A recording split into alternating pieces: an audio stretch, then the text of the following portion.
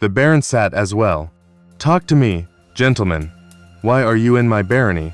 And what do you want?" The Baron whistled. "And here I thought I knew how to screw people. I'm going to assume you want to charge me for the storehouses, and I donate the land. And then you start browbeating my people. I say no." "Next item." Jeffrey persisted. "It is not an option. By law, every city must have storehouses. Our deal with Sedgwick takes care of that. We will be beginning to implement the program soon." Roland smiled and held up a hand. 2 points. Firstly, while the law strongly encourages the use of magical storehouses to preserve goods and provide assistance in times of famine, war, monster invasion, marauding orcs, draconic depredations, and other natural disasters, there is only the requirement to have a storehouse, not to be forced to buy and sell to the UAD. At last count, Gadobra and Sedgwick both have the required amount of such buildings. We will have a notarized copy sent by courier to Duke Carl for his files. Second point, the mayor did not actually sign the agreement. Please don't make us all laugh by insisting that you have a verbal agreement.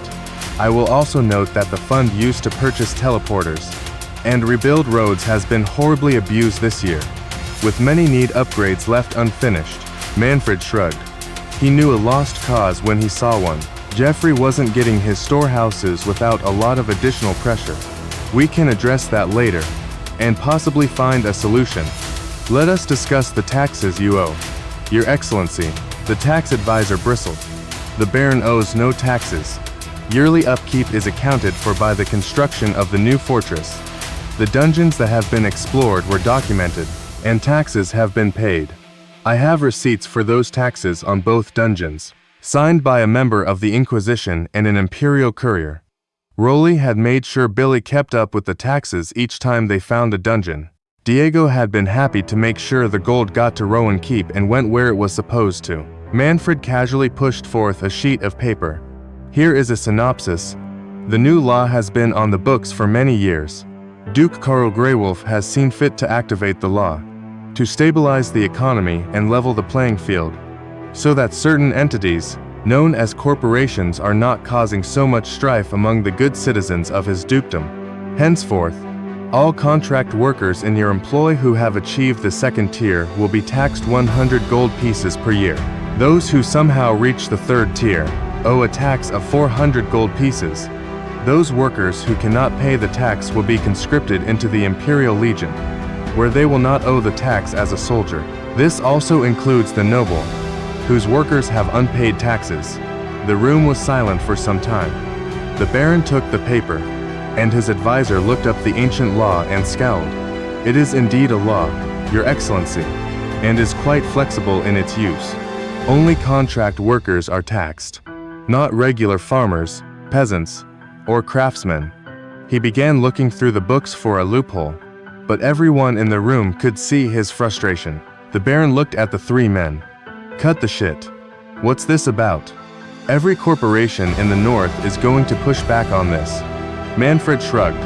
Well, you can try. But this is imperial law and has been on the books for quite some time. The Duke saw an opportunity to use it to balance things. You and the other outsiders are rocking the boat, so to speak. You can't throw innocent butchers, farmers, and road builders to the wolves as you take their jobs.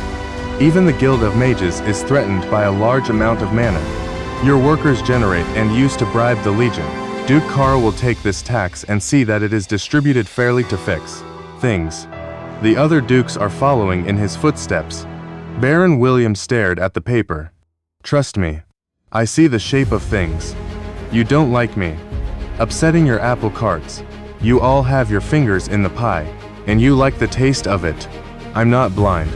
Or rather, I have people with good eyes. He nodded at McTeeth. My friend here, a successful trader, has noticed a few things in his travels and brought me word. William smiled. What taxes? No contract workers are living in Gadobra. He handed the tax bill to Suzette. You're responsible for the taxes here in Sedgwick. Find a way to pay the man. Oh, and I'm cutting you off from the bank accounts and the village interface. and you are not allowed to sign anything or make any agreements with anyone. A tear rolled down Suzette's cheek. But how can I pay 32,000 gold pieces in taxes? The Baroness looked at her and smiled, showing her bright white teeth that may or may not have had slight points on them. Regretting that contract now, dear? You were so smug at the time, as I recall. Roland, you have a copy of that contract, don't you? The advisor pulled it out. Of course I do. It's very interesting how it's worded. By my interpretation, if Suzette the lonely barmaid must default on the agreement, the tavern, the dungeons, and everything she owns reverts to Acme Corporation, she will also break her work contract and agreement to not leave Sedgwick, and abandon her job. Luckily, she will always have a home in the Legion. The Baroness stared at Manfred. Thank you, I've wanted to get rid of her for ages. The taxman scowled. You will still end up paying. Those taxes will revert to Godobra. Even if you squirm out of them this year, you will pay them the next. The Baron seemed to agree. But that buys me time. Rowan Keep will be done in a year, and I'll have more money coming in, and a dozen lawyers working for me. See you in court. Theodis took that moment to speak. Only if you finish Rowan Keep. You have so much to do, dear Baron, and I will make it much harder with my report.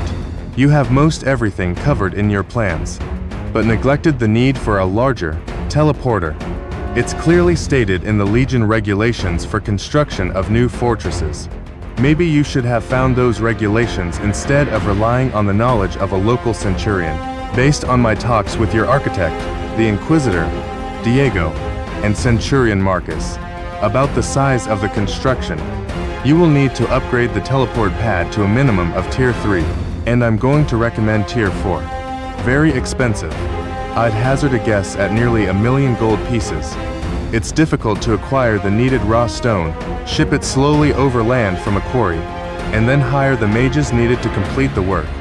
I think the wait time is about 13 years as well. Oh, and lest we forget, you will also need a mana storage device with a capacity of 1 million for Tier 3, and 10 million mana for Tier 4. Another large expense. He leaned forward. Or, you can reinstate your mayor. Let her sign a few documents. Pay your taxes today, and we'll be out of your hair. You can return to focusing on Godobra and leave Sedgwick to us. We'll make sure things go along smoothly for you. I'll fight to only have a Tier 2 stone in Rowan Keep. Maybe you'll even find that you like working with us. I'm sure it must be confusing, dealing with strange merchandise from the Fae and the elemental planes. You might find some of it very difficult to find buyers for. We can erase those problems for you. For a small fee. Everyone looked at the Baron. Billy finished his cigar and stubbed it out on the table. I don't like it, but teleporters don't grow on trees. I need some time to think this over. Why don't you gentlemen head over to the inn? Dinner and rooms for the night are on me. Get your contracts together, and Roland here will start looking at them at dawn. I'll be down after breakfast. Theodis puffed out his chest, enjoying the victory. Thank you for being so gracious, Your Excellency. We will see you in the morning.